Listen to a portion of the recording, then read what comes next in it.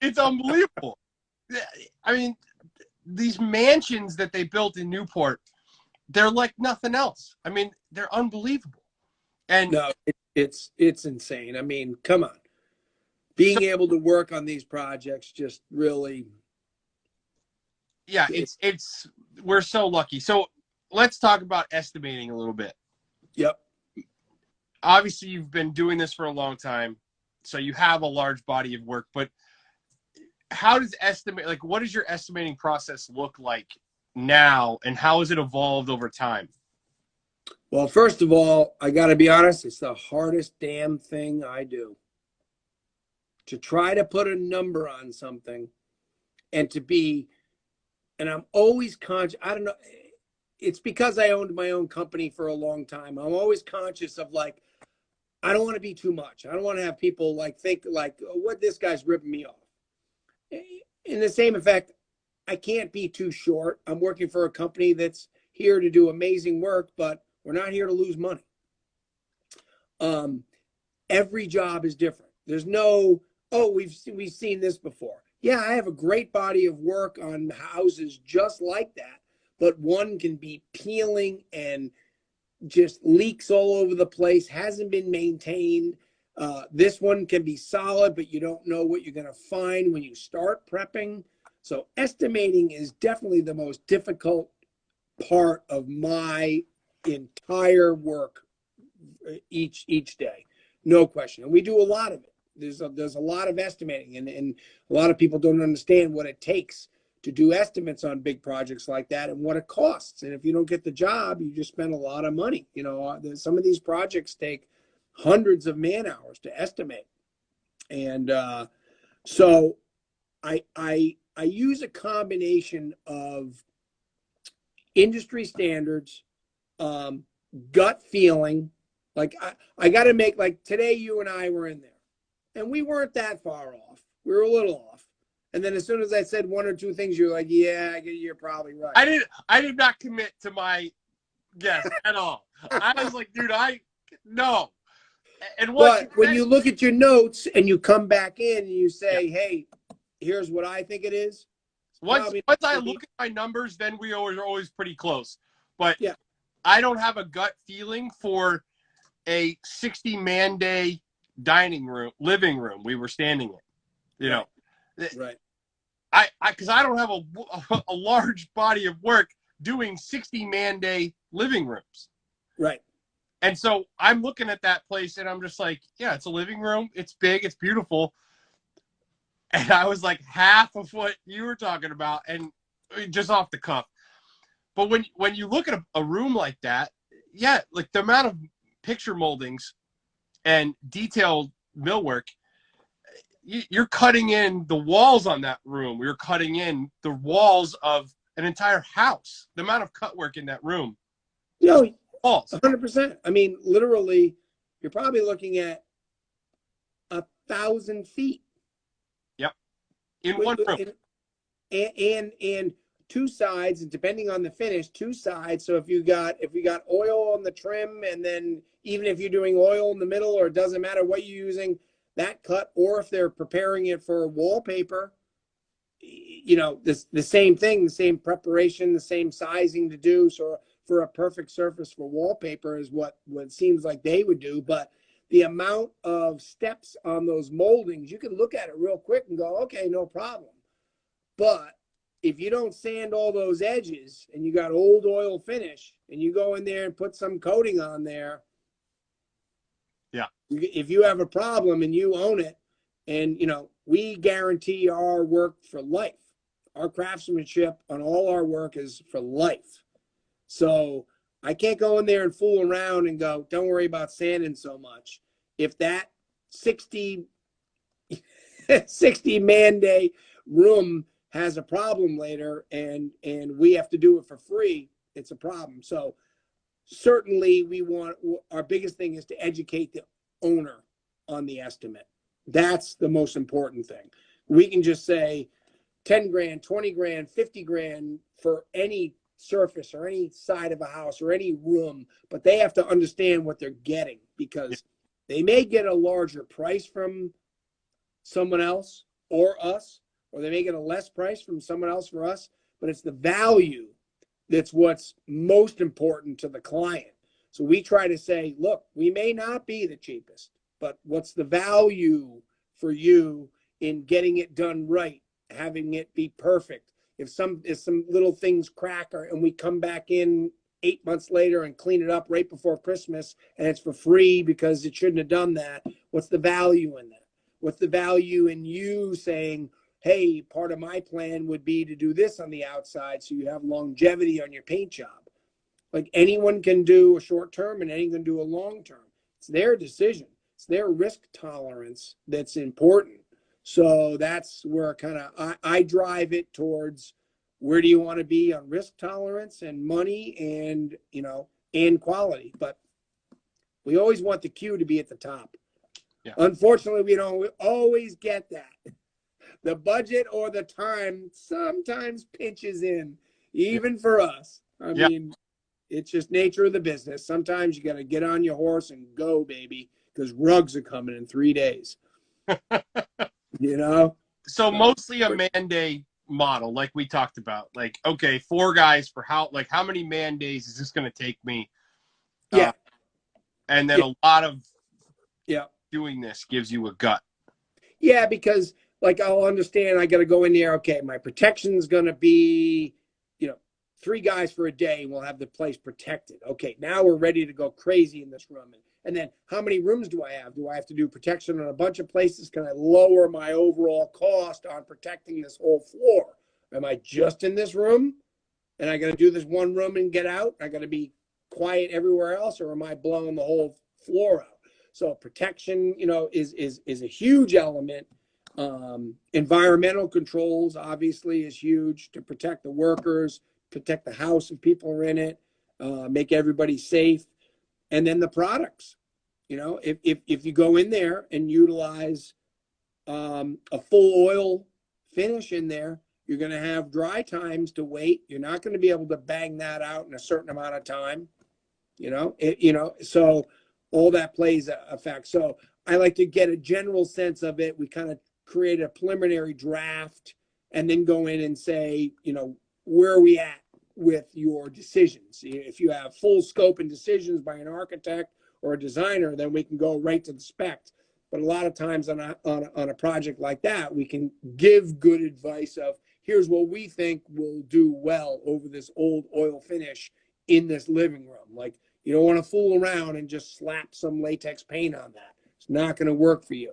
We're going to have to do full prep. Let's put black satin on the trim. Let's put some Hall-Neck eggshell on the walls. And let's stay true to form. Will you pay a little more? Yeah. But will it last? Like, we were at...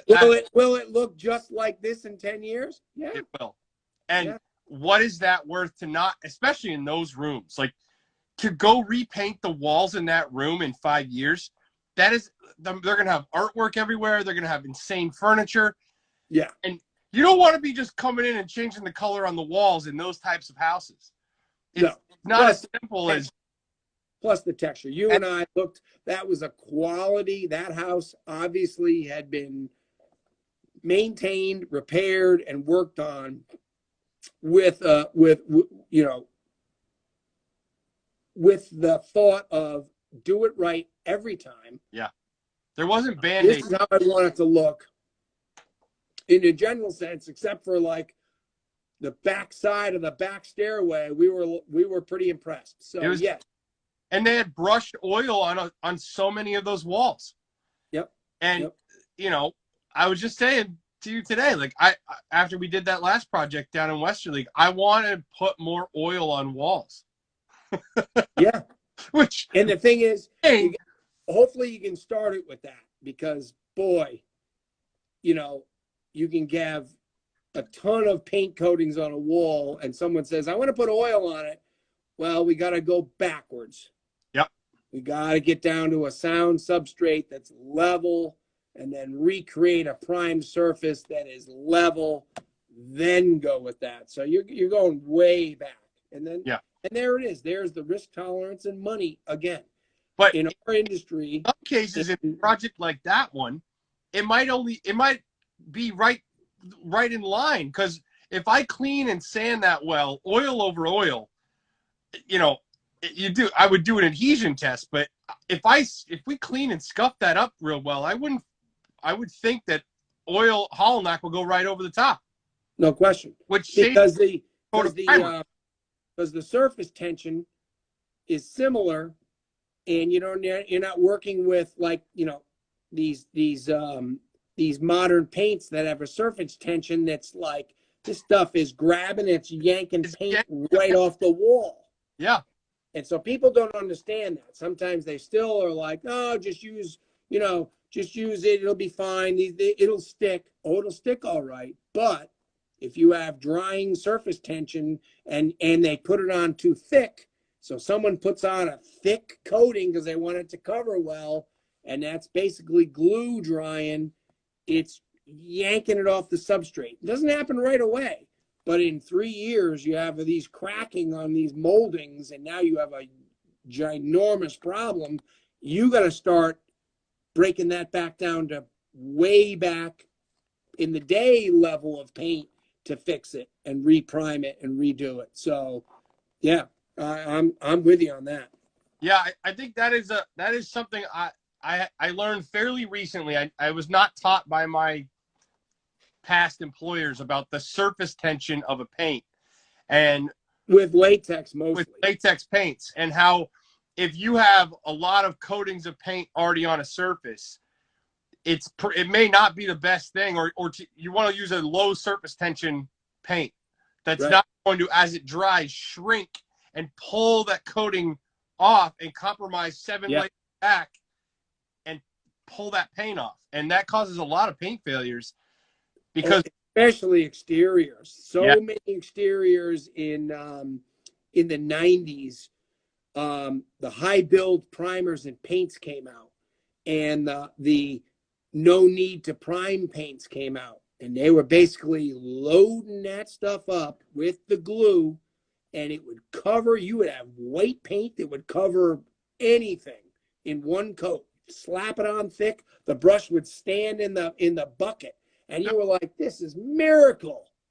And then all of a sudden, 2 years later, all these trims started to go. And that was a problem down in Virginia for Colonial Williamsburg. It was a problem nationwide for historic properties, because everyone thought, this is great. We can get away with the oils. We can be more environmentally friendly. The stuff covers well. It buries alligatoring, all the things they thought it would do. But then all of a sudden, why is it snapping off and peeling to that bare antique pine? I just lost your audio. There we go. Oh, sorry. You got me? Yeah. Yeah. So everything was going to bare wood. And it was like, what? Is there water leakage everywhere? No, it had such a tenacious grab, it yanked all the layers off. Because certainly, as you know, after maybe 12 mils of old paint, forget it. There's too much on the surface. Yep. Like we saw today, it's going to start to go. Yep. And when you see that, it's like, can I put another coat of paint on there? Yeah, I can. Will it look good when I walk away? Yeah, it'll look fine. Will you be back next year with a bunch of peeling paint? Yes. Right. And does it cost a lot to strip this house? Oh, yeah. It's going to cost a lot. But if we look at what's the price per year, and I do it once and you set it for 15 years and it looks amazing, well, now that becomes the value thing you were talking about earlier. And it's not about price anymore. That's right. That's right. And interesting, as you said that, because I don't use that comment much of price per year. That's a great way to put it.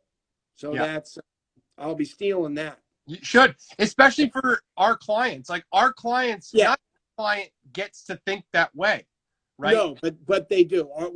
Our clients, like they want to know that. Yeah, they want to know it.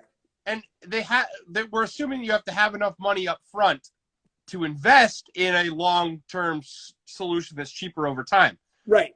Not everybody has the amount of money to invest up front. But our Certainly not. And part of our industry is knowing that, again, that risk tolerance of a client. But there are certain ones that they'd be actually pretty upset if they didn't have the option and they had the problem and they asked, could I have done it better before? Well, yeah, you could have, but you would have spent more. They would be not happy with that answer. So, the education for the client on like you started with estimating, that's part of it. You got to educate the client of, here's the estimate, here are your options. I'd like to do the best job for you. Where do you stand? There's their tolerance for how much money they're going to spend. Yeah, and we've talked with a lot of the successful business people I've talked to on here. In our business, the one of the most important things we can do is listen to what clients really want. Yeah. And yep. I know a big leap for me getting into the higher end market was to stop thinking like I was the client and I had my budget, and to start thinking like I was my own client and try to put myself in their shoes. Right. And to someone who, like that client we're looking at that house for, he just bought this beautiful home. He's probably going to be there for a while, and we're assuming he has some funds because it's a significant house. Yep. Yep. Okay, so if we're that guy, I care more about value over time than I care about a cheap paint job today. Right. I've had to change my thinking to think for clients and not necessarily think for, well, I could never afford that on that house. Yeah, well, I could never afford that house. So yeah, like, I got to throw my thinking out and give the client what's best for them. And right. At least I can't just go, I'm gonna win this job by low price. So I'm gonna go throw out the low price thing. Let's think about, here are two options like we talked about. We're gonna give them the full restoration, full strip, and we'll give them a price to quickly repaint. But then we'll educate them as to what that's going to look like, and then let an educated person, now an educated client, make a decision.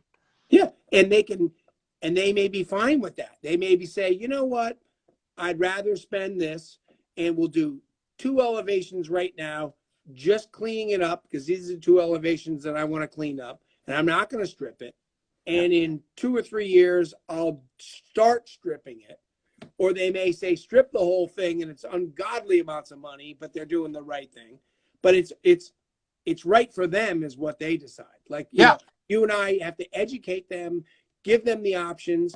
And most of these people that are buying these properties, working these properties, this isn't their first rodeo. This isn't their first large, $10,000, 10,000 square foot house that has, that many bedrooms and bathrooms and that old of a structure.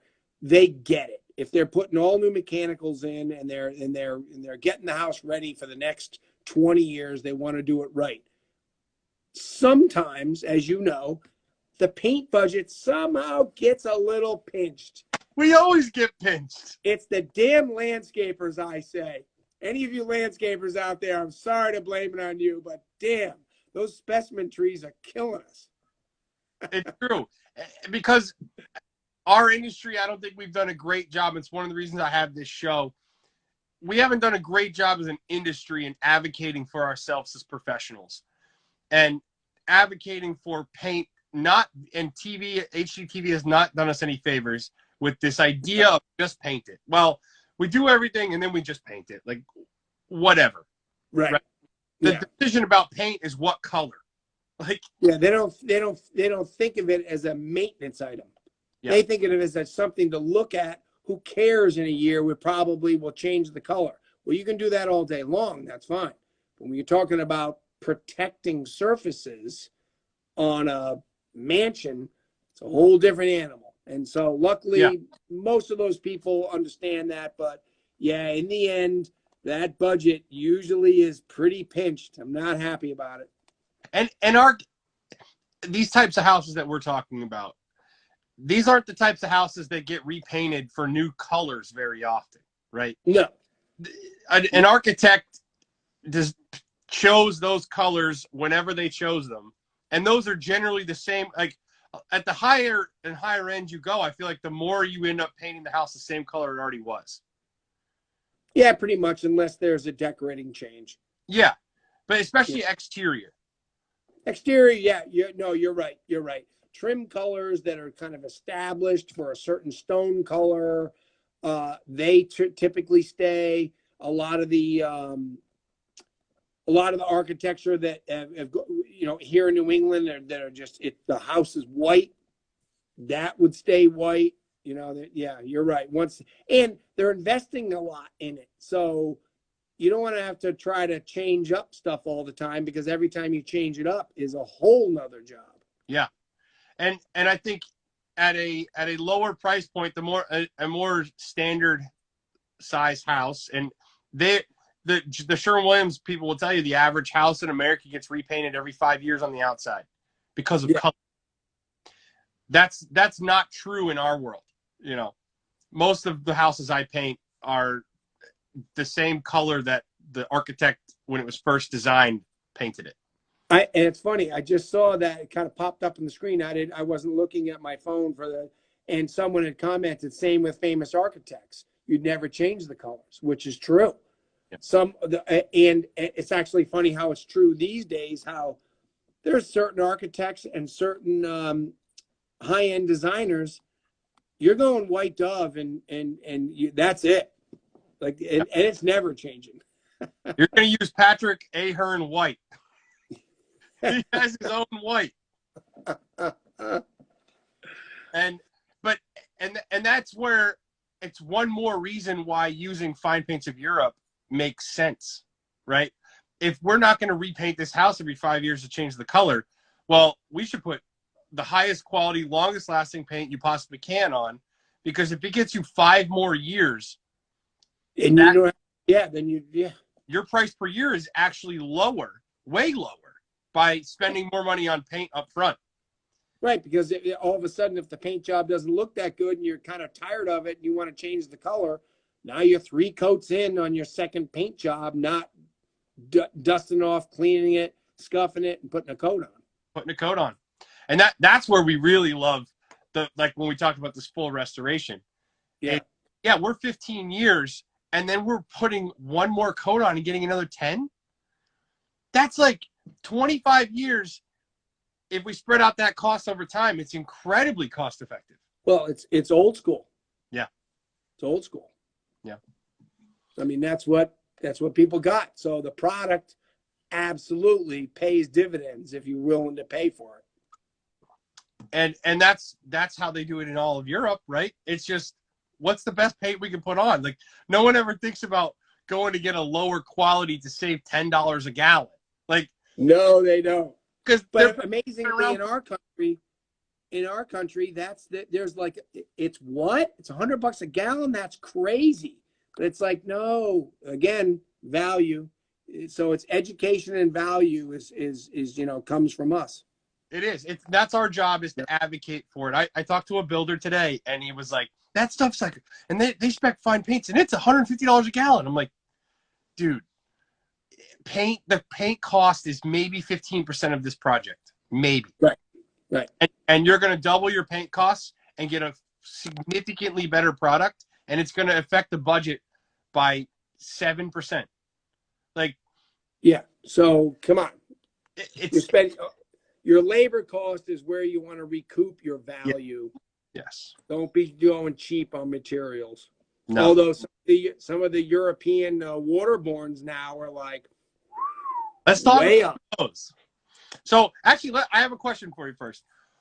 The barn, all the wood on the inside of the barn, what is that coated with? It's beautiful. That's an impregnator and a finish coat system by Ilva. That's what I thought. That's why we were going here. Yeah. That's Klima? Yep. Yeah. The Klima, it's the Ilva Klima wood system with the semi-transparent impregnator on the pine, and that was fir and pine, miles of it. It was 3 tractor trailers of beadboard. I mean, full tractor trailers. We set up 2 Quonset hut tents in a field, and we're spraying for like 3 weeks to do 1 million board feet of this stuff. and then the big beams, and then they came and hoisted it up, and we finished it. But yeah, we love that stuff. That product isn't cheap. Sometimes labor cost on that, especially if you're spraying, like we use a lot of it in the booth and the opaque side to prime and paint, or to impregnate and prime exterior components for our projects. The spraying goes so fast because it dries so quick.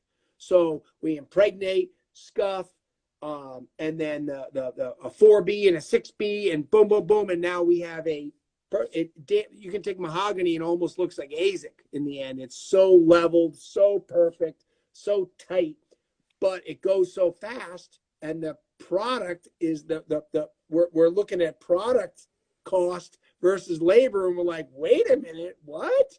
Yeah. So, but it's worth it because the turnaround time is incredible. You know, you can do mahogany trim and go from impregnator to final coat of primer. So 3 coats in a day, and then you can sand it also that day and stack it. So if we got a gang ready to go, we can put a trim package up for one of our projects out pretty fast. 3 days, we can have many thousand linear feet of moldings and trim for an outside of a house, and it goes up and it's solid. And that stuff can sit in the weather for a little while before it's finished. Yeah, there's definitely a huge advantage to that, especially with the stain grade stuff. You know, using like Fine Paints of Europe marine yacht varnish for 7 coats with 24-hour dry between every coat. Oh, it's tough. Yeah. It's aesthetically beautiful. Like there's no question. I got to give it that. The way it looks in the lens can't be beat. But you got to get it. You know, you're into polyesters now and epoxies. We're doing a lot of that. Epoxy base coats and polyesters and 2K polys are coming up. And you're dealing with chemicals and you're dealing with respirator issues. There's some of this stuff. We're kind of a fan of this waterborne European stuff because we got a big slop sink with these custom hoses that we put on our guns, and you spray for 6 hours and you go over and you wash up in the sink and wash your face and hands off with water and walk out the door, and no volatile chemicals in the air and no fire hazard. So something to be said about it. You love oils, so do I, but boy, there's a place and a time, and that's where, as experts, my job is to give the client what they want, and what they're looking for. They might not know what they want until we give them the options. But if you want to talk about doing an exterior door stain and clear, I'm going to give you 2 options, and I'll tell you, it's going to cost more money to do an oil-based varnish. Will it look better next to the other one? Absolutely. But you're going to double the cost of doing that door if you go with oil. And then you have tremendous maintenance. Yes. You got a clear varnish door, you're doing it once a year. I don't care who you are. But I would say that's true for all, even with the Italian stuff. Like, I don't know. We're getting 2 or 3 years out of our patio furniture and doors. You got to get to the mill thicknesses. You got to go double on the impregnator, double on that first coat, double. In your clear, you get more UV protection. But either way, I think exterior clears need a lot of maintenance. Oh, for no question about it. Which is something that our industry sucks at selling and keeping going, because I look at and fix way too many exterior stain grade projects that have not been maintained, and it's not because the client didn't refuse to do the maintenance. They weren't educated that they weren't. They had to know. And then how many nightmare thresholds have you done? It's crazy, and that's where I think, as a contractor, my job is to think for my client. I am the professional. My job is to say, hey, we're going to do this. And then I'm going to call you back every year to 2 years. And I'm going to say, hey, it's time to do your door. You can tell me, no, I don't want to. But I'm going to call you and say, it's been 2 years. It's time to put a coat on your door. That's a great point. That's a great point. And a lot of people miss the boat on that. And as we're busy bouncing around our projects, I would say, yeah, I should have a little bit more of a retention board up to just go call the person. Because a lot of times we'll go back for other maintenance and I'll go, ooh, that doesn't look so good. Let me do that. And they're willing to do it. But great point. That's a good improvement that I could do, is have a Yeah. little bit more of a retention look at stuff. I do it for a lot of our commercial clients and our restaurants that we work for, but it doesn't mean that our other clients are less important on that, and they would appreciate that. So that's a great way to say, I'm calling you back. Yes, Usually for us it's more visits, but if you have it like kind of scheduled and a way for you to go, hey, I got to call that guy, that's actually I'll take that under my belt. That's great. And a year in advance, I will make a calendar notification that will say, call such and such for exterior doors. Mm. And if it's a 2-year maintenance cycle for, say, a deck, right, I'll put 2 years in advance, I'll put it in my calendar. Right.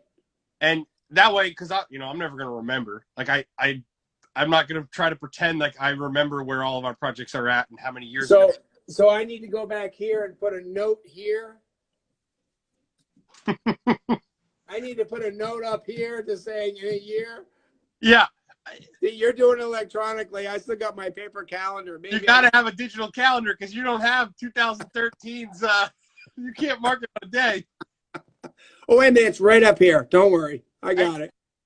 But that's the kind of stuff that too often we get called, and now or like we're doing 2 doors for a client in Middletown in this gorgeous house, and they're now going to get scrapped. Like they need to get new doors because they weren't maintained. They're to a point now where if I can't strip them. They're too far gone. They're not, there's a veneer on the plywood. I can't bring those back to stain grade and have them look nice anymore. Yeah. They've been too weathered. And honestly, that's not the client's fault. That's the previous painter's fault. Yeah. No, you're correct.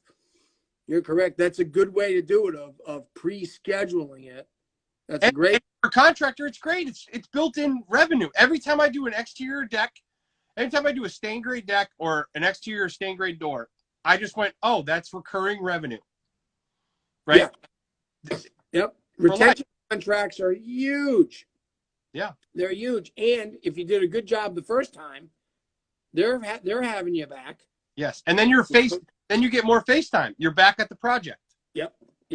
Like we're lucky enough to be on our projects a lot for the other maintenance, but I love that idea to be a little bit more ahead of the game on certain things that I may not think of. Like, hey, we did your patio furniture 2 years ago with that Italian waterborne varnish.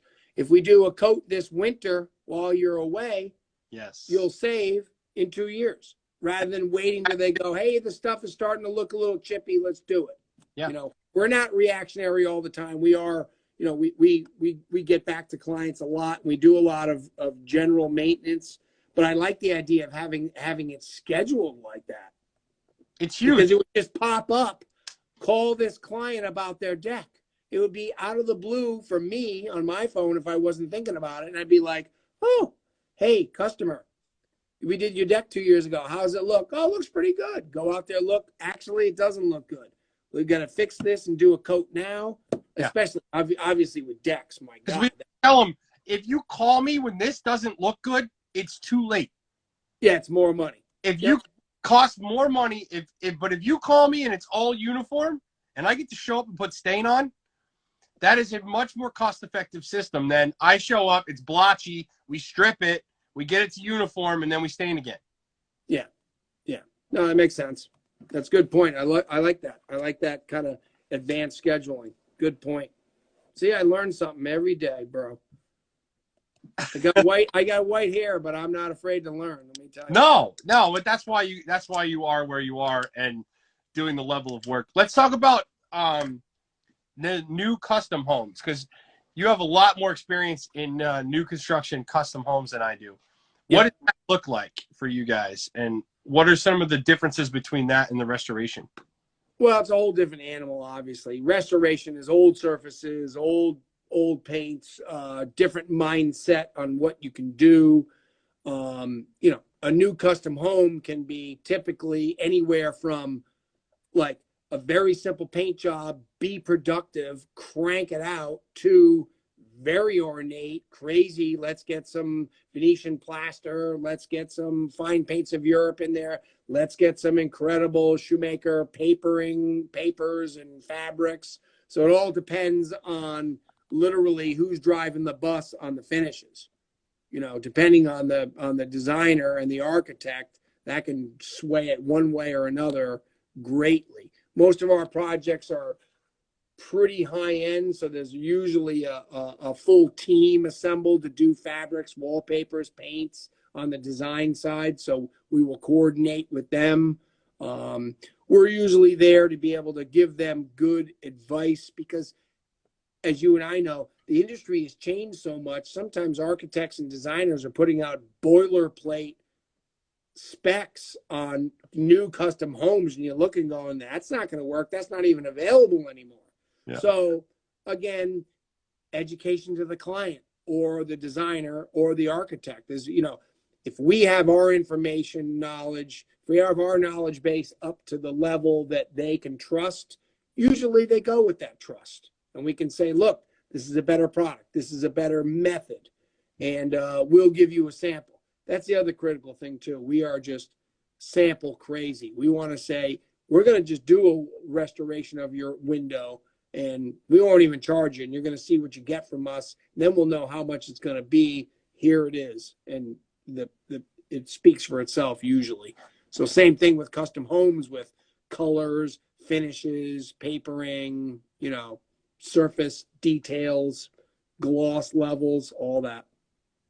Yeah, I talk about that a lot, and it's something that when I first started getting into the fine paints thing, I was religious with my sampling to talk to any client.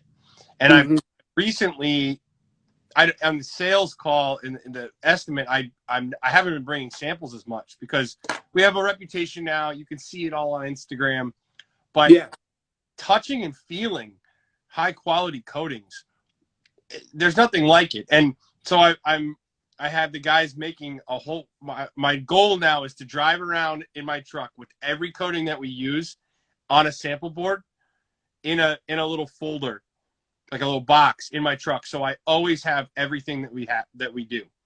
So I can say, oh, here's a dark color fine paints gloss. Here's a dark color satin. Here's a wall paint. Here's a stain grade sample. Because sampling is everything, right? You and I can talk about stuff and know what it looks like, and but they don't. Yeah, but clients can't project past what they see, you know, in their hands. So I love in the lighting. It has to be in their mood, in their lighting. I love dropping off a bunch of samples and going, go out tomorrow when it's sunny and look at it outside. Come back in the house, even if it's an interior finish, go outside and look at it. Look at it in the sun, bring it inside, stick it up against the wall behind the lamp and look at it at night, you know, when you're chilling in the room, or just look at it and look at it with your fabrics. You're right. For them to have the touch and feel of it is instrumental. That's amazing. It has been 2 hours and I don't want to take up any more of your time. Tim, thank you, man. Thank you so much for coming on. Zach, I appreciate it very much. You're doing a great job. Love these podcasts and videos that you're putting out. Happy to be on. Pleasure to work with you. I hope I get to work with you soon again. And, you know, really just, you know, in closing, I just hope a lot of young people can kind of look at our industry and feel that it's not just like a dirty job that no one wants to do. The satisfaction, the ability to put on real historic or real world high-end finishes on new work is very satisfying. And there's an emerging market for people for that with the right education and the tools to become skillful. And they be a person like you that's young, starting your business, doing high quality and getting a reputation for yourself. So that, you know, I think there's a market out there for that, and you're proof of it. You're No, starting off too. but before you leave, there's 3 questions that I ask everybody on this podcast. I almost forgot. It's been so All right. excited. Oops, my battery's gotta go. The last one's the best one, but these first 2 are easy. So I need your favorite piece of paint paraphernalia, tool, piece of equipment, you name it. What is your favorite piece of paint paraphernalia? Infrared burners. That's it. That's a tremendous answer. We have not had that one yet. We talked They about have made our life. They have made our life amazing with sashes, and then we've used them now to kind of cook and create different techniques with oils and finishes with infrared. So it's just like we've taken it to another level with it. I look forward to maybe getting lasers and dry ice going with someone like you, but for right now, like just the best technology and fun thing that has helped us, definitely infrared. and it cures the 2K polys so fast. Oh, do you use it for that? That's what I use. I have a big wide infrared heat lamp.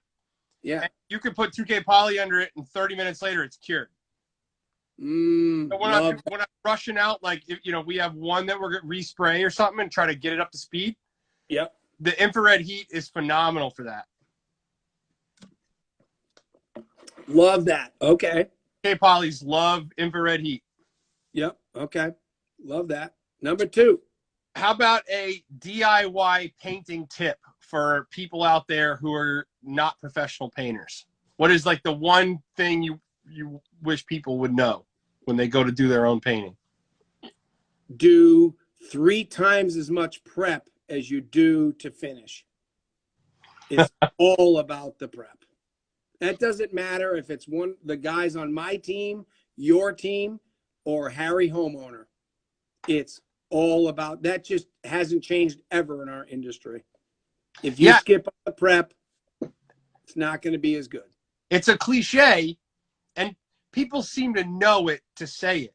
But I think when people do their own home projects, not once they start rubbing the sandpaper, then they're like, forget it. Throw it out the window, and they just start painting. All right, so that's all right. That's good. I passed the first 2. Okay. All right.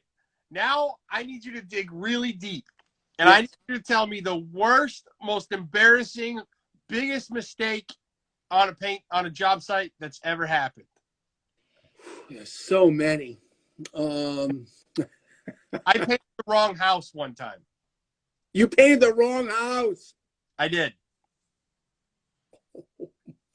It was a good story. Why do you think I'll tell the story? Because it's been a while. It was the first podcast ever I told this story. Okay. So good. I worked for my dad for a couple years back in like high school, early college. And it was back in the MapQuest days. So it was before GPS. So he went online and he showed me a picture of the house. And it was the ugliest house I've ever seen in my life. It had architectural shingles that went down the side of the house all the way almost to the ground. And roof shingles like that? Yeah. Okay. All the way down. And just like a little cutout for a window. And, it was like a duplex in Narragansett. It was a rental property, and it just had some trim. So it wasn't a lot of work. But it was the ugliest house I've ever seen. So I saw the picture that morning, and he gave me the MapQuest directions. So I was following them, and eventually there was like one more left, right? You're to the very, very bottom, and I see the house. So we stop, we get out, we prep, we painted it. It was like a 3-day project. And I think 2 weeks later, my dad is like, hey, did you ever paint? Like, how come we didn't paint that house or something? I'm like, dude, I definitely painted that house. And he's like, the client said you didn't paint it. And I'm like, no, I 100% did. I'll take 100%. Yeah. And I remember it was on 4th of July. He was like, all right, let's go look at it. So we drive up. I drive to the house, and sure enough, 2 streets past it on a corner was the actual house. Oh my God. And I had to be like, oh my gosh, I painted the wrong house, and So we had to paint the other one. That's on a business side. Mine was almost more personal. I epoxied myself into a corner.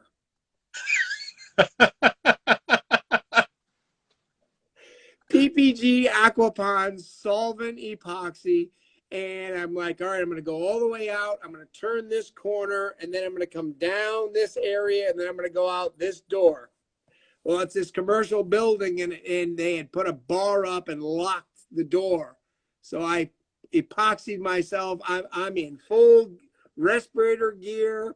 There's nothing. There's no cell phone. This is a while ago. No cell phone on me, and I'm like, oh my God.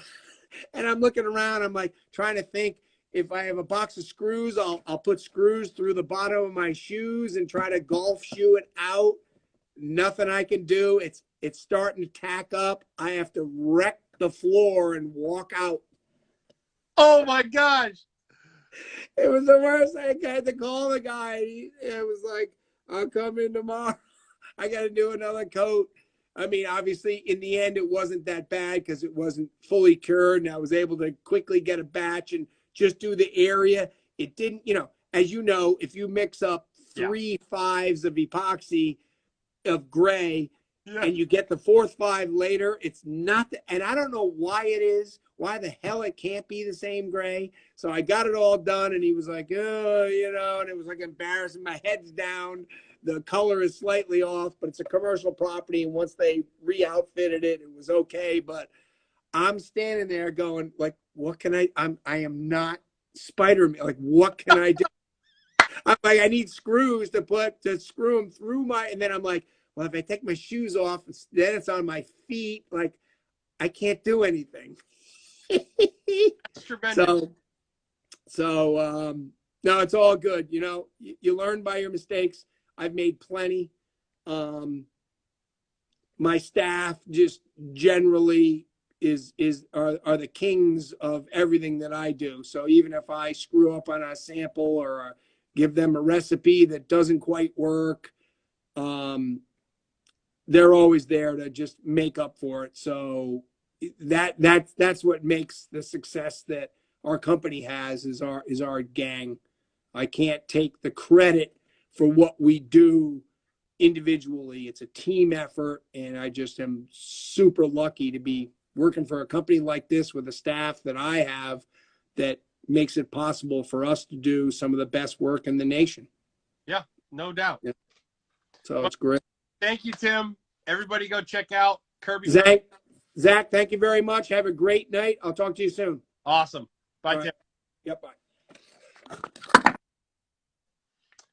Yeah, that was an amazing interview. Tim is an awesome guy, super knowledgeable. The level of project that he works on a daily basis, to manage a team of 18 people the way he does. They have 2 spray booths at their shop. Just awesome. So everybody, thanks for watching. Again, I don't have the reviews. I have to print out the reviews tomorrow and read them on Sunday. But if you like the show, let me know. Write me a review. That would be awesome. I really appreciate it. And everybody have yourself a great night.